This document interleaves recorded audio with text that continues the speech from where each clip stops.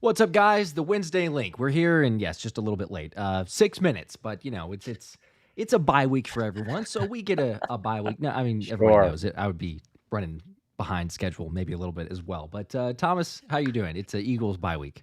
It's an early Eagles bye week. It's really strange, right? It feels like there should be a game on Sunday, and yeah, I think most of us are happy there isn't a game on Sunday because of how bad they've looked. And so I think there's a lot to talk about tonight, Josh, and a lot of stuff that maybe is not on the football field, which is a little bit upsetting. Yes, just a bit. And we're gonna get into all of that. Also, shout out to everybody in the chat. Appreciate you guys. Hit the like button if you're not already. Appreciate you hanging out. Tyler T saying first time made it for a live show. Saying we're Hey, gonna pull it together and end the season 12-4. Let's go 12 birds. Go 4. birds. I Appreciate love you, Tyler. the Love the positivity, optimism. Yep. Josh. How about Yep. that? Jeez. Definitely the optimism there. But appreciate you hanging out. I'm trying to, like fully, because we had this conversation, I think it was last week or maybe the week before that, but like your comment of eternal optimist, eternal pessimist, like the sides that we go back and forth and how people may want to, try to brand us or clarify on that side. But ultimately, when you look at this team and we're going into the bye week, we've talked about it on our shows individually, the game recaps going back and forth, like there's difficulty to kind of be like, yeah, but like, yeah, they can turn a corner. Yeah, maybe we can see this thing. And you're trying to Yeah. rationalize it. But right now, from what we've seen, yes, it's a blessing in disguise. I think most of us would agree with it. The bye week being early. Is there hope? Are there things that we're seeing that this team can potentially turn a corner and get things fixed? Um, yes, and I agree with Cool Rains, who just said we have an easy run, should win the next four. I'm sure we'll get into the schedule because it is Hmm. easy. But, you know, I, you being the eternal optimist, I'm the eternal pessimist. I'm trying to be optimistic because we're only 4 weeks in, right? And people can change, teams can flip on a dime. You've seen people go on crazy runs the latter half of the year. My biggest problem, kind of sitting back during this bye week, watching a lot of the games, recaps and watching some people's all 22 film breakdown, is this feels like the 2023 Eagles, except for they have Saquon Barkley and a slightly more competent, or maybe a slightly more in control offensive coordinator. It feels exactly the same. I mean, honestly, Jalen Hurts is not playing well. And that's the problem Hmm. mainly right now that everything stems from. Hurts is not playing well. The offensive line obviously has injury issues. Of course, there's injury issues at the wide receiver spot as well. The backup wide receivers aren't playing well. The defensive line, much like the latter part of last year, not playing well. Linebackers are extremely hit or miss, which they kind of were last year. I think they're a little better this year. And the secondary, it's better, but C.J. Gardner-Johnson's not been fantastic. Darius Slay likes to run his mouth Yeah. about his career stats versus what he did versus Mike Evans and Chris Godwin. And it seems like Nick Sirianni is still running the whole show, Josh, which is probably the most frustrating part. So I think we can. This is a better roster than last year. This should be a better football team than last year. The Eagles have the 32nd ranked strength of schedule left in the National Football League. It should all be fine. But the problem is I was expecting to see a 2022 version of this team come back to life. And instead, I'm seeing kind of like a 2023 team with some extra makeup on, right? You just dress the clown up a little bit nicer. I don't know. I'm not very optimistic today. Shocker, but maybe you are. I mean, I'm trying to be, but yes, there's so many points on that. But when you do look at it and we talk about like the different motion numbers and everything else, the Eagles were expected, and especially from game one, right? In Brazil against the Packers, the motion percentage was like 60, Looking what, good. 63% or something. It was crazy. And Yep. then you come away from that, and now the Eagles are sitting at 19th in the NFL based on motion rates. It's just continued to plummet. Now, I can understand a little bit of argument because people want to say, well, okay, they don't have all the playmakers. So, you have to kind of dumb it down. You have to be a little bit more Okay. basic and everything.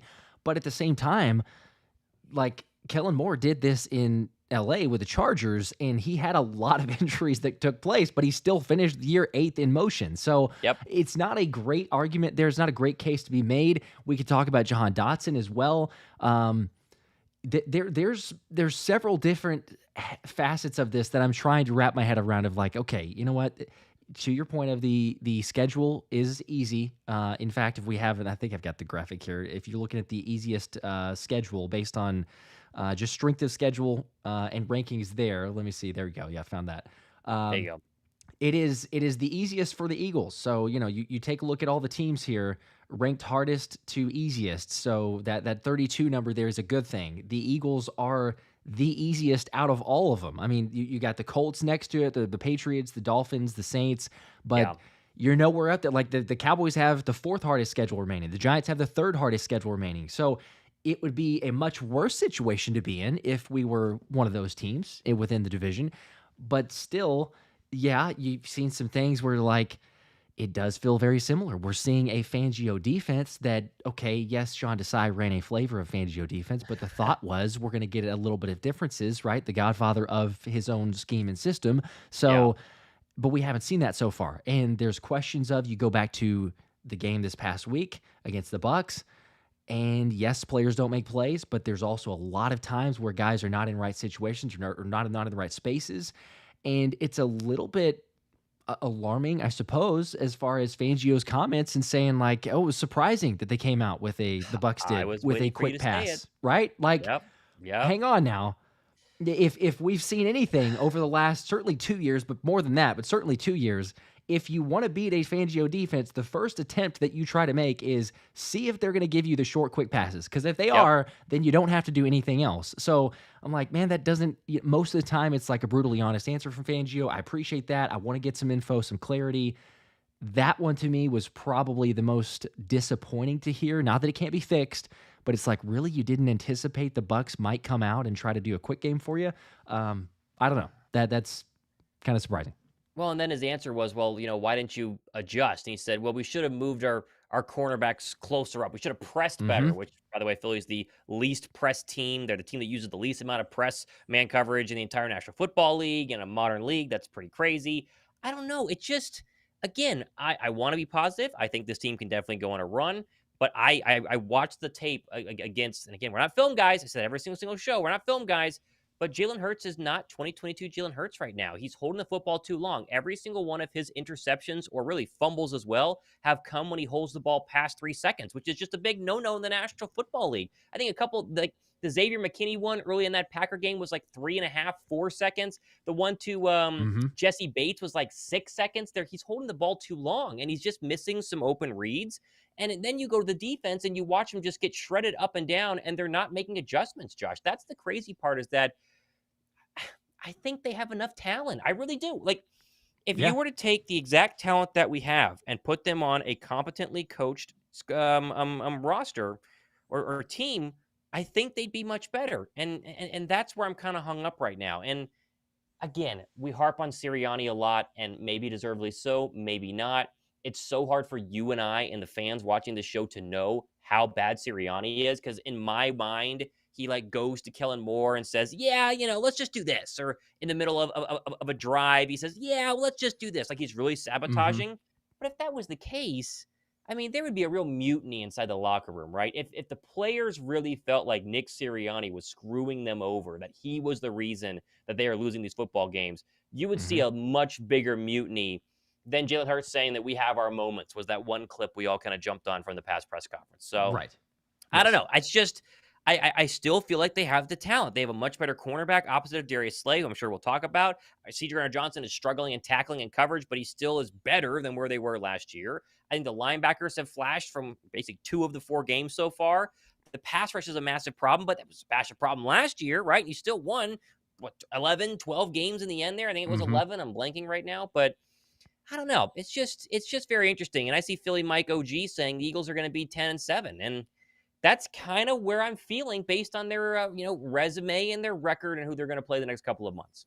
Which 10-7, I mean, Which is not that fine. anyone necessarily sign up for that in the beginning, but it Sure. is probably enough to win you the division. I mean, let's be honest. We talked about this division Maybe. before, and I mean, I guess depending on where you're at with the Commanders, so we could go there. But still, like, you look at this division, and so far, I would say, well, okay, 10-7 could much more realistically get this thing done this year than opposed to other situations, because you have the Giants, you have the Cowboys, and I mean, they're a train wreck. You look at their injuries, they're barely getting things done on both sides of the ball, especially when you look at the rankings. I mean, they're like dead last in the run game. They can't stop the run to save their lives. So it's on both facets, but it's not like we're the only ones in the division that is struggling, and everyone knows that. But you got the Giants, you got them, Commanders. Okay, yeah, they're doing something, but it is one of those where I would say you've got a lot of pieces offensively. I'm not super concerned.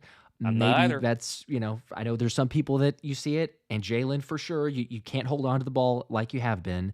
But it kind of goes back and forth because it's not completely all on Jalen. Everyone understands that. There's some Sure. turnovers that, fine, it wasn't his mistake. There are others where whether it's hero ball, whether it's just holding on to it too long to begin with, or he's just trying to force something and be aggressive.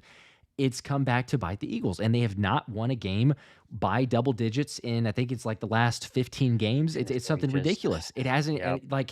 usually you have this type of talent, we would be saying like, oh, hey, you know what? That team can actually go back there and do it. But it's time and time and again, whether it's turnovers to kill a drive, whether it's something within momentum or just a boneheaded mistake and penalties.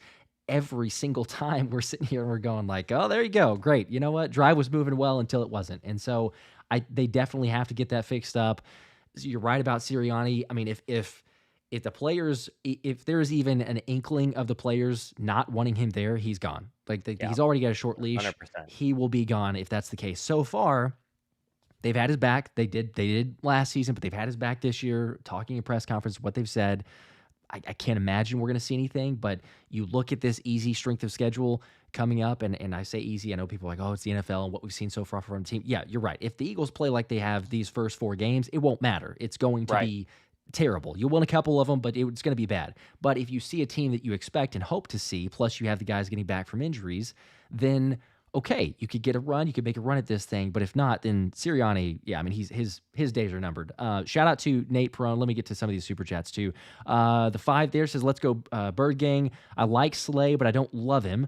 Q could take his Let's spot, talk about that. in my We'll opinion." talk about it. Yep. Sure. Sucks. It feels the same as last year. Vrabel would be a good head coach for real for us. Or I don't yeah, hate that. I for don't us. hate that. I would rather right now, and again, we shouldn't be talking about coaches because if they go on a run, it's going to look stupid going back, whoa, they were talking about coaches week 4. But Sure. if I had to pick one right now, it would be Vrabel with a smart offensive-minded guy. I think Ben Johnson also is a name that makes a ton of sense.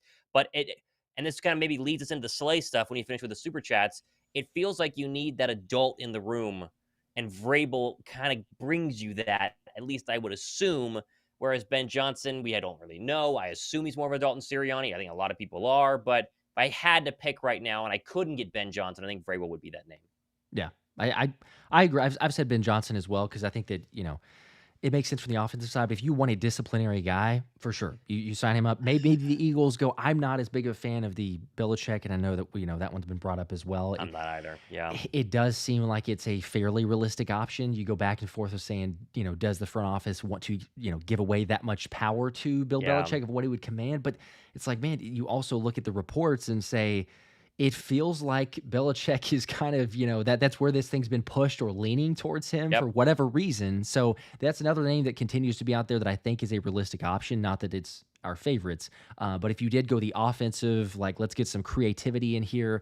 I love the idea of a Ben Johnson or someone to that sort because we talk about it, right? Bobby Slowick. If you have a revolving door, that's the worst case scenario. But if all of a sudden, hey, great, we've got a guy who, even if he doesn't always have to call the plays, he can be the offensive mastermind, and you can keep having these offensive coordinators get poached, and it's not going to kill you, and you have to start over again, which is the totally opposite scenario that we're doing with Nick Sirianni. But nonetheless, we're not there yet, as you said, so we're not going to fully dive in there. These 2 other ones, real quick. Jamar, appreciate the 2. Said Thomas. The last 2 fumbles was on the O-line, as far as Jalen and the turnovers. The one in Tampa was on the O-line? What? I don't agree with that. Saquon picked up his man. Jalen swims by him. That ball has to come out. I mean, what does Jalen think? That an all-world linebacker just kind of disappeared into the ether behind him? No, as soon as he flies by you, he's going to turn around and try and get you. And again, that goes to him holding onto the football too long. Not the offensive line's fault. And the other one dating back to, what was that other one? Well, there was another one in the Bucks game, but the other one he lost in that Falcon game, right? He's holding on the ball too long, he's running away with it, and then chopped through the Saints game, whichever one it was. There's been 8 of them in the first 4 games. No, the turnovers are Jalen holding onto the football way too long. There has not been a turnover this year, Josh, that really has not been Jalen Hurts' fault. I can't think of one really at all. Maybe the Smitty, Jesse Bate one, but it's like you're still throwing against an all-pro safety, and it wasn't that great an idea. He had Eddie Dotson open in that pass. I think they've all been Hurts' fault. Okay. The one with Smitty crossing the safety's fate, Matthew, I mean, He's putting it in a pretty good spot. Tyron. Yeah, Tyrann Mathieu. Like Okay. I Okay, think so for 1 out of sure that 7? one's not his. I would give you the Packers ones, both of them. I don't agree that AJ comes back and makes that play even if Nope. he doesn't Still a slip. I bad think that throw. one's a bad throw across the field.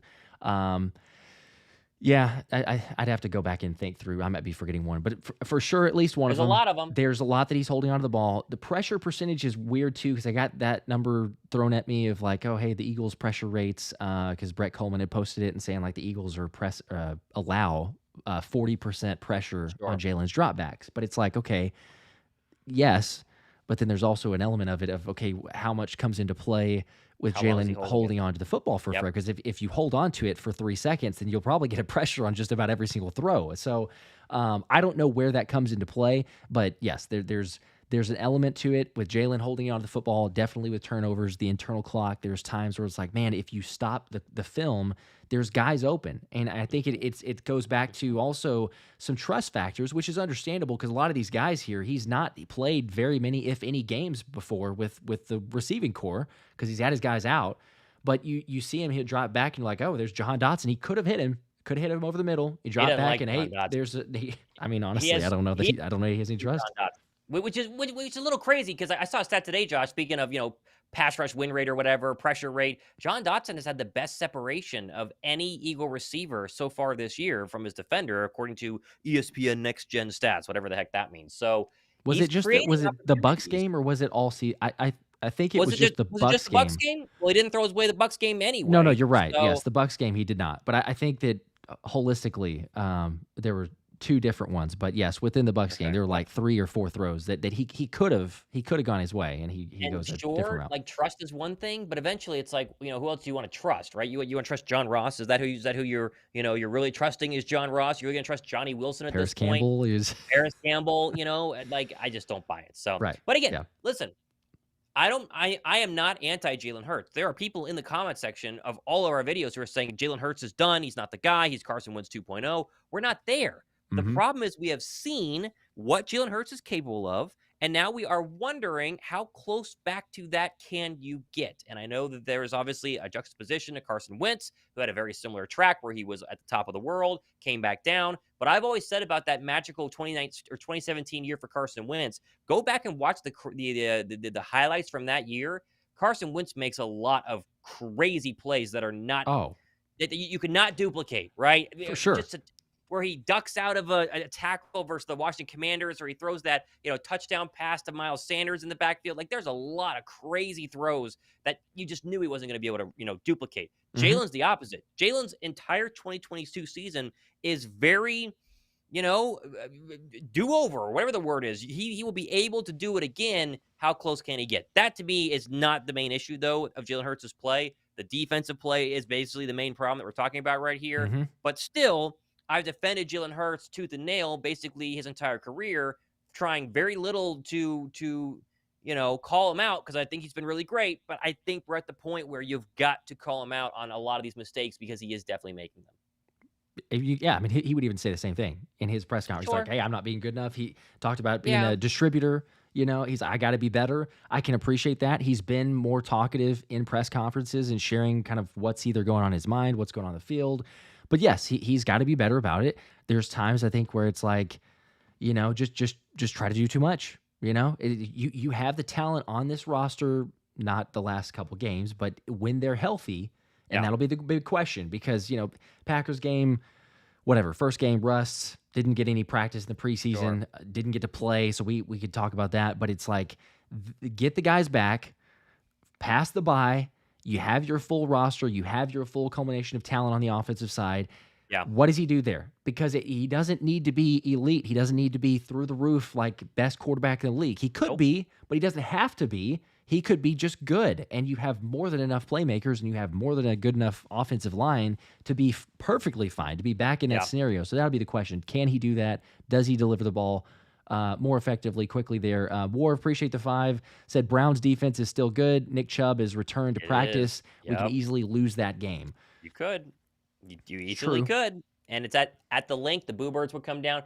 I think if they look bad against the Browns, that Nick Sirianni would get axed. It'd be I mean, very, probably. very hard for him to survive if it's bad. And like like the Bucks game was really bad. The other 3 games that Philadelphia had played, they had moments in every single one of those games. And obviously they won 2 of them, but they should have won the Falcon game. There was, some bad, but a lot more good. The Bucks game was the first, way more bad than there was actually good. And that's why if he has another one of those, it's going to be a very short leash. And I think it's going to be, basically at that point. So we'll see. You want to talk about Darius Slay? I saw some people asking, are we still mad at Darius Slay? And yeah, we should do that. Let me. There's 2 real quick. I don't want to miss so we get too far away. But 2 more super chats real quick. One more from Warv. Said Bill would be a great coach for Jalen, but not so much for the team. So we talk about the head coach situation there. Would he be a great coach for Jalen? Has he had like positive quarterbacks besides Brady? That's the question, because the whole Tom Brady thing that we talk about is like, who made who, right? Is it good players or great players make great coaches? Great coaches make great players.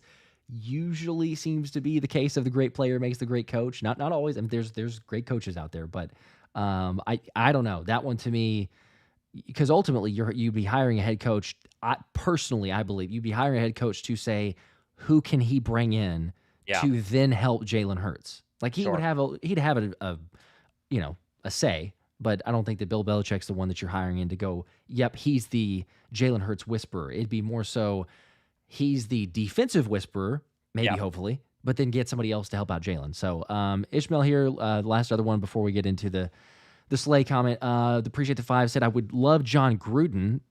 He has some Philly love in him. What's going on with Devin White? So... John Gruden has a YouTube channel. Did you know that? He has he's got a pretty fun YouTube channel. Does he really, actually? I don't know that I knew that. Yes, he does. He has a YouTube channel. I think he does film breakdown. It's called Gruden Loves Football. I'm looking at it right now. 151,000 subscribers. That's original. Okay. But yeah, his Seahawks Lions Monday Night Football preview, 126,000 views. And it's just him in front of a whiteboard doing John Gruden stuff. So, I don't know. We'll see. Interesting. I don't know if he's the right pick. Because, again, right, because you need a good defense. You also need a good quarterback. Yeah, it's tough. It's tough. I would lean towards going more offensive minded because we've always done that, But there's something about the discipline. I think it's just because of the whole Slay stuff, where you sit back and you go, man, I just wish this team had some discipline, some physicality to it, some no nonsense, excuse me, to it, because it's just getting old at this point. Yeah. Oh, yeah. And it's a perfect segue into this because, and he mentions, Ishmael mentions Devin White, because we discipline the Devin White tweet during the game. The retweet, supposed to be a heart, not a retweet, whatever you want to believe. But Levante David on the sack for Jalen Hurts, and he goes ahead and does that during the game. He's not at the game, but he still did it. And so it's a couple different things. You see that, but Slay's, to me, was the most ridiculous. And we do need to mention this because there's a lot of comments. I did the live stream last night and kind of went off a little bit more out of character, I will say, because people were like, oh, wow, like Josh is actually getting fired up, and that it must have taken a lot for me to do that. But I'm sorry, like when you call out your own teammate or even just mildly, throw some shade, hopping on it. It's one thing to hop on the podcast with Micah Parsons. Like I don't agree with it, but that's not what I have a beef with. People are like, oh, he could do that. That's fine. He can do, It's the team aspect. It's the captain approach and the optics that it gives off combined with the history that we've seen. So I'm curious because, again, I'm sure a lot of people that are hanging out got to hear last night. But your take on the Slay situation, impact for the defense, just all of it. Well, first off, let's just say this. I am probably the last remaining Eagles content creator not blocked on Twitter by Darius Slay, because he blocked you, right? And he blocked you pretty recently. He did, yes. He blocked me this morning. So, well, there you go. Which means he's. I made it. He's looking. He's listening. He hears this stuff. I guess so. I think all of them. I mean, I think every single content creator and a lot of media people are blocked. I am not. It's simply because I haven't trashed him on Twitter yet. I'm sure if I put out one negative tweet about Darius Slay, I would get instantly blocked. And maybe I need to kind of get the, my access into this elite club of being blocked by an Eagle player. My problem is not going on Micah Parsons' podcast. My problem, honestly, is a lot less the laughing at C.J. Gardner-Johnson. It's the context in which he's doing it that is the real problem, because they just lost, right? Mm-hmm. And C.J. Gardner-Johnson is this boy. My biggest problem is going on Twitter literally an hour after you got cooked. Your entire defense got shredded just an hour ago by Baker Mayfield and company and posting your career stats. Like, in what world does that make any sort of sense? And you go, okay, yeah, so we just lost Josh. I didn't have a great game. I wasn't that great. I got beat for another touchdown. Mm-hmm. You know what? I'm a I'm a Pro Bowl cornerback. I mean, look at these stats, right? I mean, come on, I've had a really good career. I So mean, come on. remember that when you talk bad about nobody gives a bleep about what Darius Slay has done in his career an hour after getting cooked by the Tampa Bay Buccaneers. Nobody No. cares. There's not a person alive who bleeds green that cares 1 second about Darius Slay 4 years ago when he was a perennial Pro Bowler with the Detroit Lions. We don't care. Mm-hmm. Be good now. Be good now. And it's getting to the point where I'm seeing more and more comments, Josh, of people wanting to, at this point, either bench Darius Slay or trade him because we want to see what we have in Isaiah Rodgers and Keely Ringo. And I don't know if I'm fully at that point because I still have a ton of respect for Darius Slay, and I understand he is and can be easily our best cornerback, although Quinyon is definitely kind of nudging up there. He can be a great player. But if you keep laying eggs, and then you keep taking to Twitter and pretending like you're this great player when I just watched you lay an absolute egg, I kind of want to see what Zay has for us because Zay could be a long-term player for Philadelphia. Darius Slay's done after this year. He's not going to be an Eagle after this year. Isaiah Rodgers could be signed right now on a very team-friendly 3-year contract that makes Isaiah Rodgers happy and us happy, and he could turn out to be a Pro Bowler. We don't know. Same goes for Keely Ringo on a rookie contract. He could get in there, a couple weeks of actually being the starter, first-team reps. He could be really good. We don't know. And so if Darius Slay is going to take the reps away from the future at cornerback for Philadelphia, not play well, and then say it's our fault for noticing on Twitter, you're just going to rub people the wrong way. And that's kind of where I'm at right now. Now, I don't hate against Darius Slay. Please don't block me. I still think you're great. I still want to call you Big Play Slay. But if we're being honest, Josh, the last really great Darius Slay game was 2 years ago, Monday Night Football, Week 2 versus the Minnesota Vikings and Kirk Cousins. That was kind of the last big play Slay day, right? When he shut down Justin Jefferson. They really haven't seen that, or at least we haven't in the past 2 years. There's been flashes. No. There's been glimpses. That was kind of the last big play Slay day. He's had 2 interceptions in the last 31 games.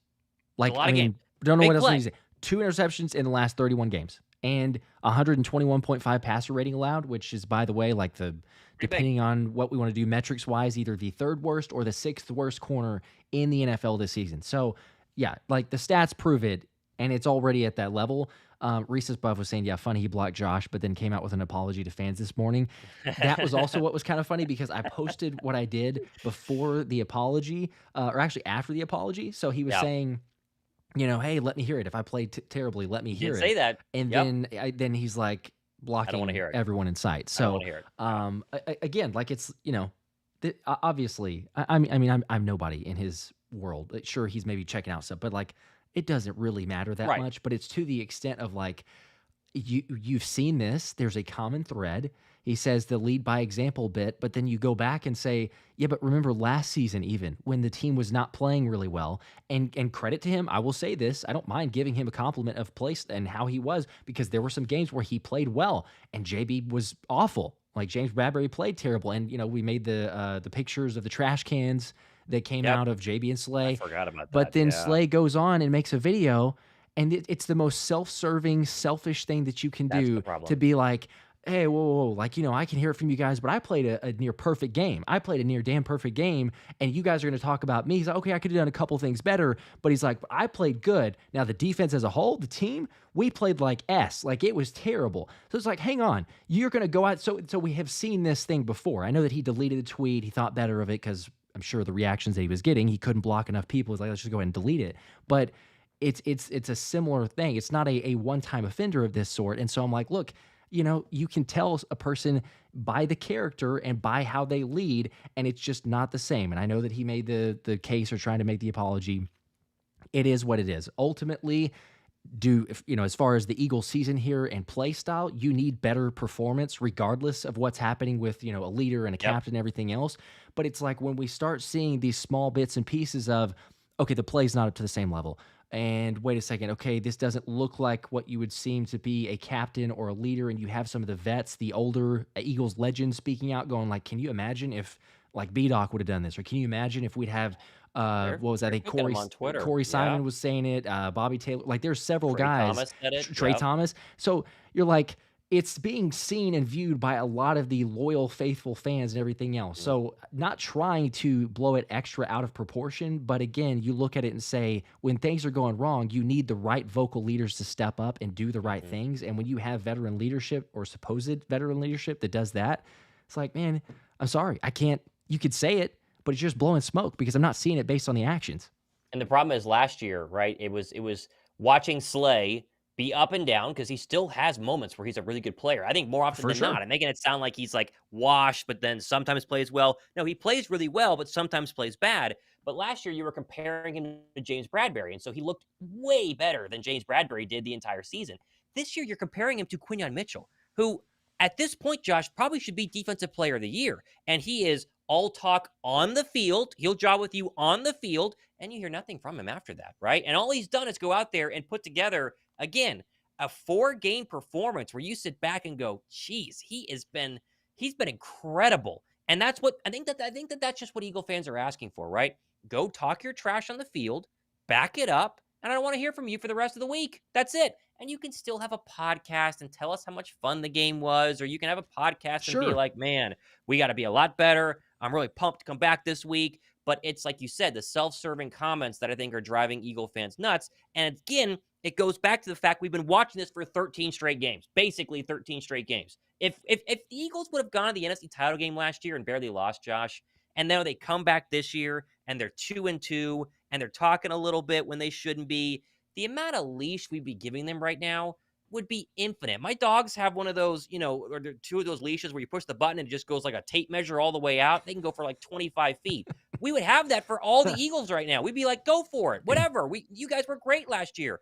They have no leash right now because they were terrible last year, and we're starting to see glimpses of that again, and all of us are freaking out. You and I never had a conversation like this last year until maybe the final 2 weeks where we finally were like, okay, yes, they stink. We're 4 games in and we're already sick of it. So Yeah. that's kind of where we're at. And I think if you look at the comments, a lot of people would agree. There are still plenty of people that would back them up and say we're wrong, but I think a lot of people would definitely agree. Right. And you go to the point of I know the case obviously being made for Q being a rookie. So he Sure, doesn't have the leeway to speak if he wanted Sure. to and all this other that's true, and I agree with that. But I would also say, and I think both of us would agree with this, as probably a lot of people would as well, it wouldn't be blown up to the magnitude that it is right now. I totally understand that if you're winning football games, but I would still be of the mindset if something like this happened in the midst of a really successful season. Sure. You're like, what are you doing, bro? Like, Yeah. you're a captain. I'm sorry. Like, there's a level of standard that you hold someone to in a leadership role and how you're being viewed optics wise around the league, around with your teammates, and to not throw shade at another teammate, to not boost yourself and to be like, oh, the team's playing like crap, but I'm playing pretty good, or I'm playing good, or remember how I have been. It's just, and if it had been a one-off instance, you know what? I am a very forgiving person. And again, I know that I'm nothing in terms of Slay, but I'm just talking about as we talk about the Eagles, I usually am very forgiving. Like, hey, no big deal. Like, move on, not a big problem. But it's a continual thing. It's happened multiple times. And so I guess that's why I say, like, it was maybe a little bit out of character on the stream last night, but I'd had enough. I'm like, I'm sorry. I can't stand by anymore, especially the way the season is, what we've seen from the team. It needs to be better. There's no excuses for it. Jason, appreciate the 5, said, watch Cliff Kingsbury named for head coach pop-up. Eagles We off can talk tempo about Cliff sucks. Kingsbury. Sure. No one will trade for Slay. It's a wrap. Probably Interesting true. for the Slay trade comment there, though. You wouldn't get much for him, right? I mean, it's just that's the age, question. Yeah. point in the career, contract. I mean, you give him a 5th, and that's what happened at the trade deadline. But the hope is that the Eagles are not at that point whenever they can, just continue to try to win instead of selling at the deadline and stuff like that. So, we'll see. We'll talk about the Commanders here in a second, though. CJ Deacon, Josh, exactly. You don't see BG going on Twitter saying all his stats from his Eagles Hall of Fame career. It's insane. Or even Cox doing that. It never happened. It's crazy to see a leader doing this. And I think that sums it up, honestly, pretty darn well. So, but again, Perfect. If Slay shuts down Amari Cooper and the Birds win 24-7 against the Browns in 2 weeks, it's fine. I mean, we are all going to calm down, and that's how the NFL works. But because I'll calm down in saw terms last of year, right, and I'll calm down. I don't have a problem saying, hey, Slay played really well or Slay played really Sure. poorly. Sure. It's a deeper level of leadership and captaincy and like owning up to those standards. That's the difference for me. But you're right. If he plays well, absolutely, I don't mind giving him some praise and saying, "Hey, man, he was locked down. He showed back Yeah. up." That passer rating allowed took a big dip in the right way. I mean, you could Yep. finally shut down someone consistently, but ultimately, yeah, you don't want Gotta to see keep it. seeing because we saw locker room issues last season, and that's where it's like, hang on, are we experiencing some similar things? Do we have the right guys to rally the troops? I know he was voted to be a captain, so again, I'm not saying that he can't rally guys. I'm not saying he's not likable. I'm not saying we've heard stories and we know stories about him mentoring Q and mentoring other DBs. Sure. So it's not a full blown attack on everything that he's done or what he's meant for the Eagles, but it's when you see multiple instances of this, that's the biggest question for me. And that's where it's like, I finally had to say something on that. Gallo55, appreciate the 20 bomb. Said, look up all the DBs under Vic. I think you'll find a pattern. They are picked apart without a front that can get to the quarterback. Vic made his name with a Hall of Fame 49ers team. Relax with Mitchell. He's still young. I don't think any of us was not relaxing with Mitchell. We You know, love Mitchell.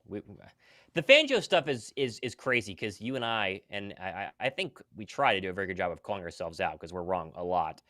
You and I both said, I mean, talked about you get Vic Fangio in there. I mean, no nonsense. He's gonna figure it out. It's not been the case, and the pass rush seems to be a problem. But Josh, I know you need a good pass rush in the National Football League. Obviously, like look at the Detroit Lions and Aiden Hutchinson. You have one player on that team that makes a massive difference. But having a great pass rush is not everything. You can have a mediocre pass rush and be just fine. Go back to the Super Bowl season in 2017. I think BG was their leading sack guy. It wasn't like they had a 15 sack guy, a 17 sack guy. Like they all kind of distributed. There's the word it around, and they were good but not great.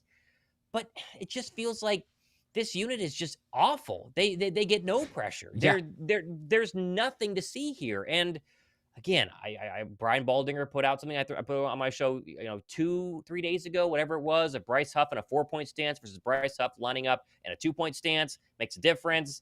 It's hmm just shocking to me that if that's the issue, Fangio doesn't see it. And so I'm having a real hard time being like, it's the players, it's the coach, is it a combination of them both? I really don't know. But for now, we're at the point where if you can't get any sort of pressure, it's going to be a lot more games like we saw with the Tampa Bay Buccaneers going forward. It is, and there's a both sides of an element to it because you'll say you do need to get some more pressure. Overall, the Eagles have gotten a decent amount of pressure. If you just look at defensive line as a whole, I'm not saying Bryce Huff because that is a different story. But if you look at the defensive line as a whole, they've gotten enough pressure percentage out there that could be successful, right? But the issue is it's the continued, and we said the exact same things last season. I mean, especially towards the end, but basically the entire season was what on earth? It's the marriage and the blend between all three levels of the defense, and especially with the secondary Yeah. and the pass rush. And when the secondary's dropped back 8 yards on almost every single throw, then this is going to be the continual theme. Now, I know that people can be very, very quick to point out, and we understand this. It's a Fangio style. Like that's what he usually does. It's a bend but don't break. So you're going to see that. But I think it's at the turning point now of going into the bye week, and even Fangio kind of alluded to it. It was like, okay, we might have to play some press man. We might have to change some things up. Now, hopefully he does, because we heard the same thing from Desai. Nice. We got to get to the quarterback. We got to adjust things. We got to make things difficult. But if you don't, then we'll be sitting here saying the exact same thing from what we saw last season with the defense, that it doesn't matter if your guys can beat them. Not saying that they're doing great, but even if your guys can beat them, Baker Mayfield was getting the ball out in 1.95 seconds. Like they're the fastest out of any quarterback in any NFL game this season. So I don't care what defense you are. If you're allowing the quarterback to get rid of the ball that fast, you're not going to get very many sacks. You're not going to get very many pressures. And then combine that with 18 missed tackles. Well, yeah, there's no wonder we were sitting there 21-0 early in the second quarter going, well, that's it. Ball game's over, because there's no way that you're going to slow this thing down. You need wholesale changes in terms of the scheme and the game plan coming in, a little bit better in the second half, but it was still atrocious all around. So hopefully you see differences within the defense and within the bye week. I know Fangio said it, but talk is cheap at this point, and it feels like we've been saying that since, 4 weeks to go last season. But we'll see. Brian Fleming with a 5, saying late joining. Do we still have Angry Josh? He was fantastic last night, like right Yeah, I off think the he showed up muscle a up little bit. bar I in think you missed it CrossFit. by about So 10 sort of minutes. I need yeah, to go you back can and watch it watch and back. see Angry Josh because I've never met Angry Josh. I can't imagine a Josh being angry. Yeah, So it was about as much, especially for like a stream too. But it was about as much as I would get worked up on. So that's probably why he blocked you then. I bet he saw it. maybe I mean, I, think you about it. know, Think about it, Josh. Let's toot your own horn here a little bit. If okay, you were an Eagles player, right, and you wanted to kind of gauge what people were saying about you, you'd go to Twitter. I guess you could listen to a fair. radio station if you're in your car, which very little people do these days. You're going to go see what people say about you on YouTube. And you have the most viewed channel when it comes to the Eagles. You're probably the most influential person when it comes to the Eagles. He probably turned it on, or Okay, somebody well, texted him and said, hey, look what he's saying about you. Boom. And that's how you got blocked. the That's my thumbnail theory. alone might have already just got him like, Oh, I forgot. Yeah, you hang also on. had So a very Slay thumbnail. let's just say So I was very, very much in the feels, I believe, as they say, sure. before I made that thumbnail. So it just ran right along with it. But I appreciate you saying that. Who knows? Something led to it, whether it was the tweet, whether it was the video itself. I had to talk on it. So Yeah. Cold Cash with a 5. What do you guys think our record will be in the next 4 games against Cleveland, New York, Cincinnati, and Jacksonville? I do think, Josh, and again, we've been negative all night because most people are right now with the Eagles. I think this is perfectly set up to buy back into the Eagles, right? They should beat the Cleveland Browns. The Browns offense is a serious problem. It's not been that good. The Browns defense is good, but AJ Smitty back, Lane Johnson back to cover Myles Garrett, like they should be fine against the Browns. They should also beat the New York Giants. That doesn't seem to be that difficult. They should be able to do it. Who knows if they're going to have a healthy Malik Neighbors? The concussion thing is going to keep him out this week. Will he come back the week after? Then you set yourself up at 4-2 with a potential to invite the Eagle fan base back into believing in you this season versus Cincinnati Bengals. Because the Bengals have a couple of losses, right? They're 1-3. But the Mhm. Bengals, by that point, 3 more weeks from now, will probably be 4-3, right? The Bengals are probably going to win their next 2 games, or next 3, because we have a bye week. And that will set up a incredibly fascinating matchup on the road, afternoon, CBS versus Joe Burrow. And if you beat Joe Burrow, Jamar Chase and the Bengals, I think a lot of Eagle fans are going to buy back into what will then be a 5-2 football team, and likely a 6-2 football team, because the Jaguars are an absolute mess. So it is That's set up true. perfectly. I mean, the next 4 weeks are set up perfectly. But if you drop the Browns game, your coach is gone. If you drop the Giants game, goodness gracious, people are going to completely tune out. You have a That'll be the chance to ultimate. lose a Good close gosh. one to a good Cincinnati team, but then you must beat Jacksonville. But if they win the next 2 and then beat Cincinnati on the road, we are all back in like that. We are like instantly back, ready to rock. They're going to win the Super Bowl and everything's fine. Yeah, that's true. But and that also goes with saying, assuming we know what a Cincinnati team is, right? Like before the season, I would have gone, yeah, that's going to be a difficult game. I think that they're better than certainly the 0-3 before they won the first, Sure. but before that.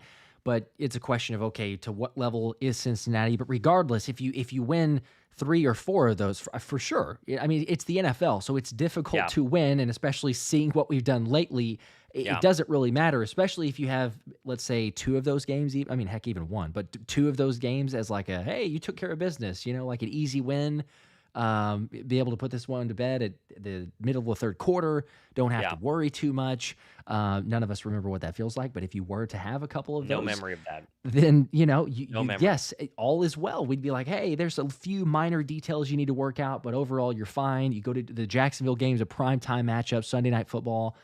Kelly You Green. cap that off. Exactly. Like this game could really get good. But until we see that, it's the understandable part. On the flip side, we got a 5 from Lorenzo because we're kind of balancing, I guess, this optimism and pessimism. And it's a fair question, I guess. But hey guys, how many more losses you think before Nick gets the boot?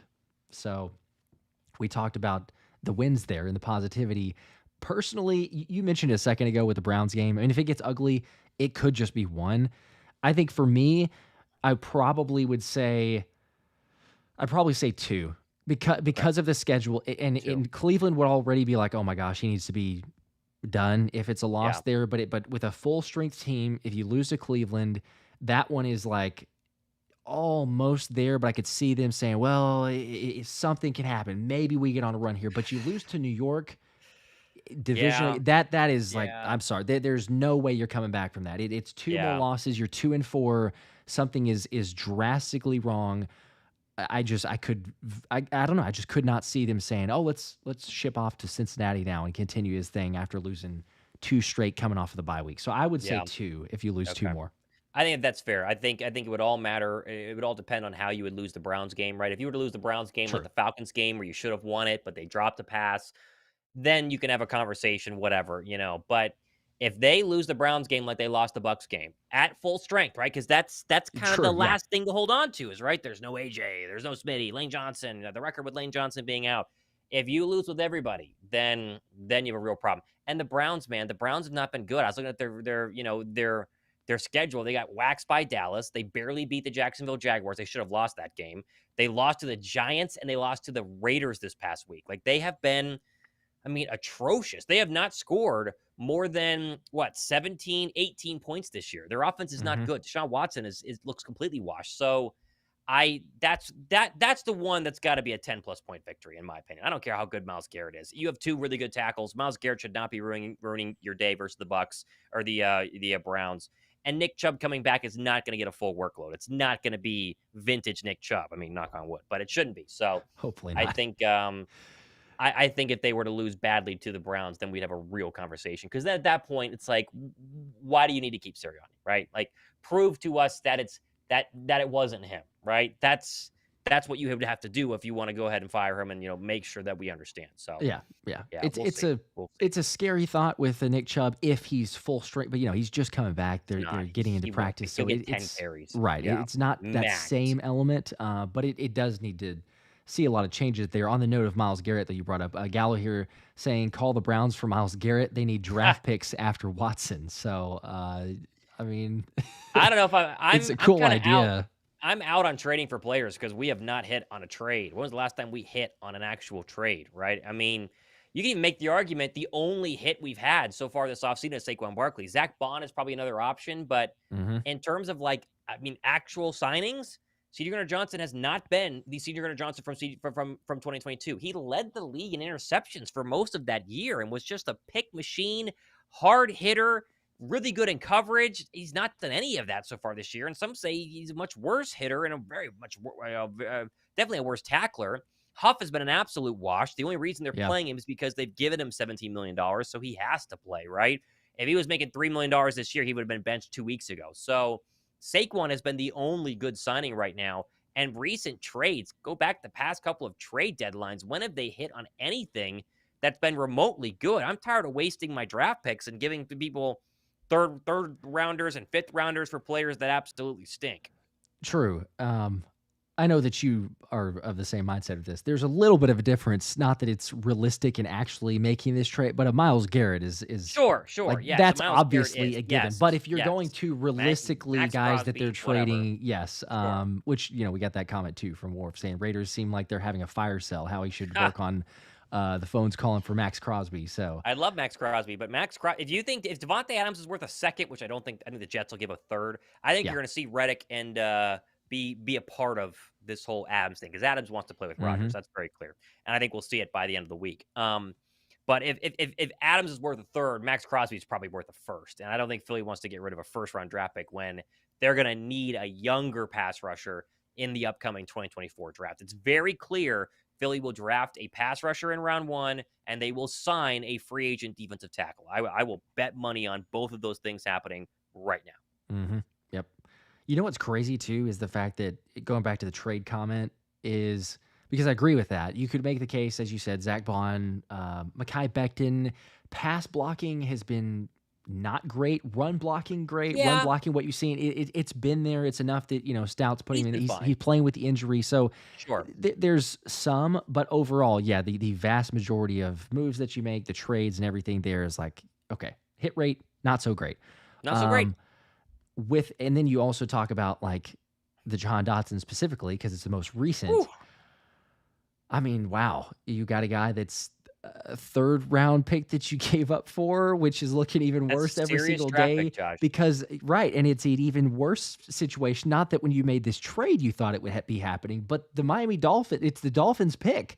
So it's a very, very good third round selection, which I mean, no signs Great that Miami point. is turning this thing around. So it's going to Nope. be a top 75 easily pick in the NFL draft that you gave Gone. up for a guy who has 5 catches and 25 yards. And by the way, that's 5 catches, 25 yards with A.J. Brown missing 3 games and Devontae Smith missing 1.5 of those games. So, yeah, out of all the misses, that's probably the most It's a glaring big one. right now. It's a big one. Washington is celebrating. The good for them. Have a good start and have that draft pick. Listen, But Washington, for 2 seconds here before we get I see Andrew Myers super chat here.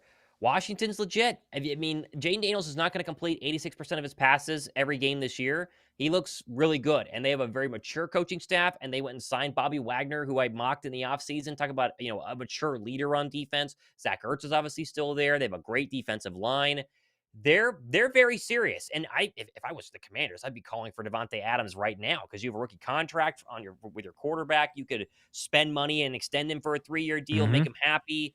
They are very legit right now. And so giving him a third round draft pick to play with next year, which should be a better Jaden Daniels. We're seeing Texans like, revitalizations with a defensive minded head coach coming over, fixing the roster, getting the quarterback with a second overall draft pick. It's definitely scary. I would say it's very scary. yeah, and if they either pair that up, as you say, if they were to swoop in and get a Devontae Adams situation Scary. with a Terry McLaurin, or Scary. you wait till the draft and just utilize that draft pick. But there's dangerous things. We see the division, but I think it's clear cut if you're talking about what the prime candidate is in terms of competition and who we're battling with. It's without a doubt. You could see that naturally just the record, but you see within the team makeup and what they have, it's without a doubt the Commanders. So I'm going to get to Andrew. There's also Daryl real quick too with a 20 bomb. Appreciate that. So I'd encourage you guys to look at the review done by Philly Film Room. It explains the issues with the defense. I believe it's a mix of personnel and scheme. If the players continue missing tackles, no amount of scheme will help. Fair. Tackles is fair. And I think I've seen the Philly Film Room's guys stuff. Let me make sure this is who I'm talking about, because he has some really good stuff. Yeah, they do some great stuff. Nick and Eric. So yeah, definitely shout out to them. Yes, but if you're not I've watched following, this channel. for Yeah. sure, make This sure is a to very good channel. subscribe to them. Great breakdowns. There's I mean, they were right, because I was watching some of them, especially within the defensive side. Fangio's scheme and system is going to put a lot of players in situations to make one-on-one tackles. Is it the best situation there? Do you really like asking someone to tackle a guy in space with 7 yards of separation or wherever it ends up being? Probably not necessarily, but that's what the Eagles elected for. They knew what they were getting with a Vic Fangio scheme. True. But it doesn't matter honestly what defensive scheme. You could be Brian Flores, the Vikings defense that's unstoppable right now. If they miss 18 tackles in a game, I don't care what you're calling. You're going to lose that game. Your defense is going to be terrible. So, good call out though. Yes, if you're not following, make sure to follow Philly Film Room. A lot of good content. Andrew's here. Let me make sure and get to that one too, because you called that one. How much do you guys think Kellen Moore is actually running the offense? Here we go. Saw Anthony DeBono's post on Twitter with the motion percentages. I have a show coming out on that tomorrow, so stay tuned, subscribe. But the preview is it's very weird, and the problem is that you take week 1 where they motion 60% of the time, and you take this past week where it's like 20% of the time, and you go, how is that the same offense? Like, how is it in Kellen Moore's mind deciding to go from this to go to that? And motion is not just window dressing. Motion unlocks defenses and gives you the opportunity to know what's coming at you. And they did a ton of that versus Green Bay. Jalen made a ton of incredible checks at the line to get out of bad plays into hot routes, switching from passes to runs and vice versa. He didn't do a lot of that versus the Bucs. And again, we are not film guys. We are not coaching experts, but 60% to 20% pre-snap motion drop between games. Wild. There's a really crazy passing chart of Dallas Goedert's usage in the Saints win versus Dallas Goedert's route running in the Bucs loss. It's night and day difference. It's not close. And you start to just think, okay, either Kellen Moore is coaching differently in these 4 weeks, which doesn't make a lot of sense because you've had some good offensive days and some bad offensive days, or something else is happening. And I'm going to mention in my video tomorrow, I'm prepping this show. We will never know how much Nick Sirianni is sabotaging, and you had a really good video on that a couple of days ago. We don't know, but that's our best guess right now as to why things look so different Green Bay versus where they were with the Saints versus what they did with the Falcons. And then, of course, last week versus the Bucs. So it's weird. It's very, very weird. And Kellen Moore is not going to throw him under the bus. Like, he's not going to just, say, hey, it's Sirianni's fault. But something is going on with the offense to make it change. And you can say it's AJ not being there, but pre-snap motion doesn't depend on AJ because it's position based. You're the X, you're the Y. You got a motion to show if we're on man. It shouldn't make a big difference. So I don't know. I mean, again, most of this we don't know. We're not in the locker room, but it's when there's smoke, there's fire somewhere, and obviously there's been a lot of smoke the past couple of days. And they've talked about it's funny because obviously great minds think alike, and we're talking about the same content and everything. But similarly, I've got things talking about the offense because I saw those numbers as well. So I'll probably have, I don't know, I'm interested to watch yours and see, because we don't share, like most people probably, I think we've talked about it, we don't share notes most of the time beforehand. And sometimes it'll post and be like, oh, hey, that's a good point. We were talking about the same thing. But I am curious to see that from the standpoint of, like, as you said, Kellen Moore, and we've seen changes throughout the last couple weeks. And what is he doing? What is he not doing? And then they talk about going into the bye week in the press conference, and Jalen saying we don't really have an identity and we're still needing to find one. And then Sirianni echoing the same thing of being like, well, most teams don't really have their identity right now. Like, they're still trying to work through it. And even Kellen Moore saying the early starts, the non-existent early starts that we're not seeing from this team, of like, oh yeah, it's fun. That's an opportunity for us through this bye week to try to figure something out. It's like, I don't know. I don't know if that means, because Sirianni was, there might be, or there could be some fundamental changes. Hopefully that's a legit, like, yes, there's fundamental changes and I'm taking a back seat, but it's hard to necessarily believe him and go up there and say, there's going to be fundamental changes. And by me saying that, that's me, bowing out of this thing. Like, I don't know. It would be good if it is, because, I would like to see what is a full-on Kellen Moore offense, him in charge, putting together the game plan, with the guys having confidence. But, I think that it's just the continual thing that as we've said, Sirianni's so entrenched in the offense. He's an offensive-minded guy that it's kind of, well, hey, what about this? Hey, this thing kind of worked too. This was one of our key plays. I've seen this here. And it's like you're giving Kellen Moore the keys to the car, but you have the governor, you have it restricted where he can only go like 60 miles an hour. You're like, feels that way sometimes. Back away and just let him have full reign to just take off. Yep. I agree. It's ridiculous. Dante with the 10. He says, I feel like we need a new coach to set the tone, like Dan Campbell coach, like be perfect for this team. And City teams always start slow, only team to not score in the first quarter. I think that's where Vrabel's name really pumps up. It gives you a lot of excitement for a name like that, because it seems like he could be a Dan Campbell type guy. Campbell has gotten very fortunate because he has an incredible offensive coordinator, and I think that is a massive, massive plus for Dan Campbell, because the early Dan Campbell years, it was kind of like, I don't know, is he a little too weird, rah rah rah. But because the offense is so good, they all buy into him now, and the defense follows suit. And Goff is now a Pro Bowler.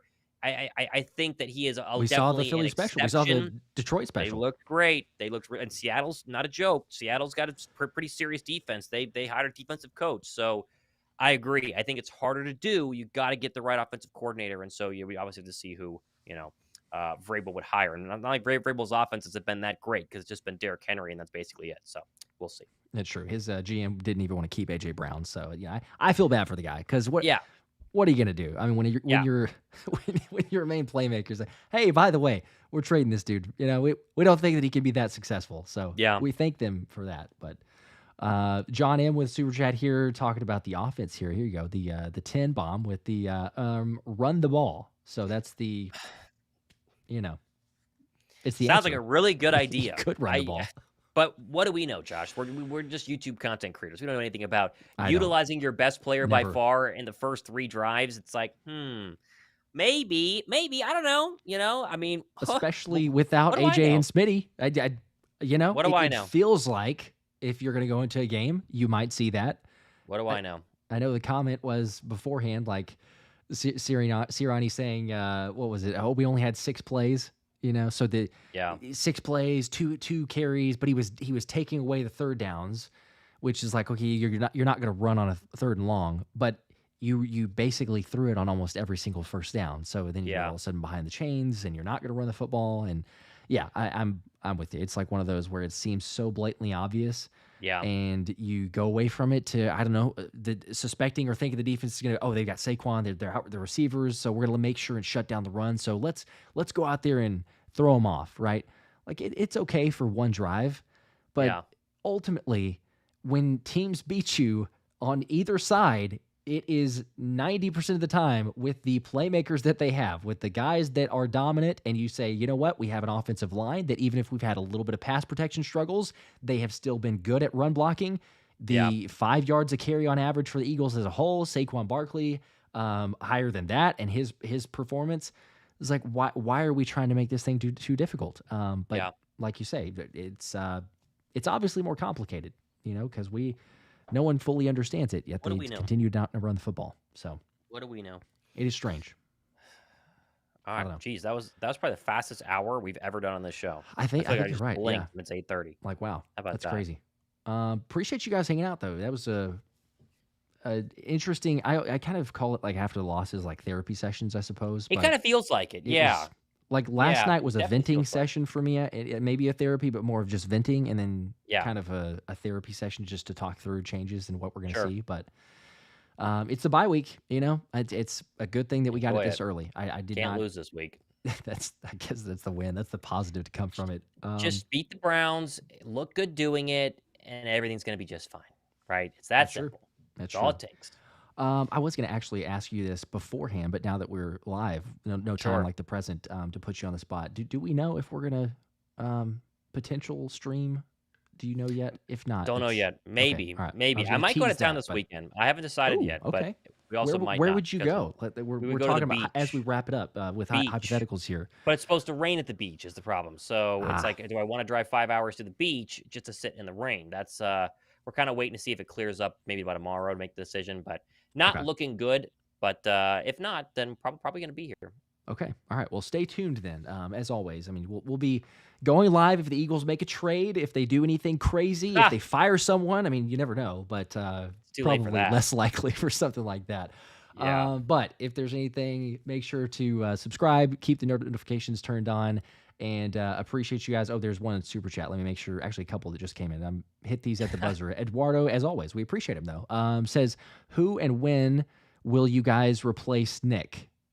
I guess who will you with, and when will you guys replace Probably Nick? by the end of this year for sure.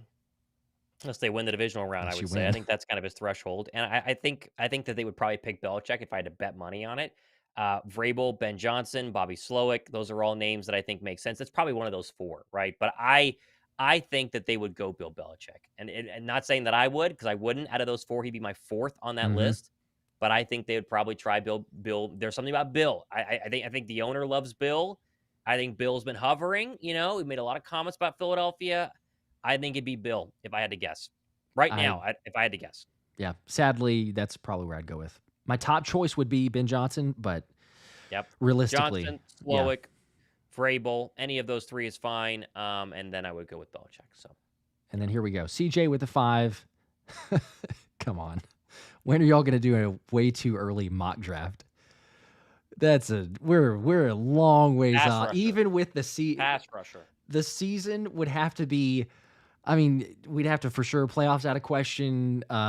Even then, I mean, my gosh, I don't start any of that until the NFL season ends, because who knows where gotta people wait. are going to be at. But I don't know if the season got totally wheels off and we're just needing to kill time. I guess we always I could. guess. You never know. That would stink. That would be, yeah.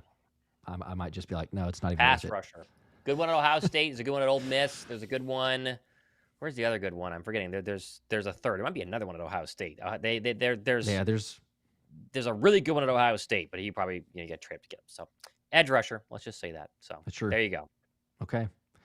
All right. Well, again, appreciate you guys hanging out. It was a blast. As always, went longer than even anticipated, but it was super quick. So enjoy the bye week, everyone. Hopefully you got plans. Take advantage of it. Thomas, hopefully, I mean, the weather maybe clears up for y'all. Probably Otherwise, not. If Probably not, we will see you guys. Thomas is not drinking moonshine for people asking. It's on that literally one. water. I promise. It looks like it, Literally though. water. You got the mason jar Can you there. imagine drinking this I much mean, moonshine? It was like full. it would. I think the mood would be a little bit different if you had been. So, but it was. I wouldn't say fun. It was all right. It was good hanging out. So There you go. Appreciate everybody. Again, we'll see you next time. Until then, you know what it is. Go Birds. Go Birds.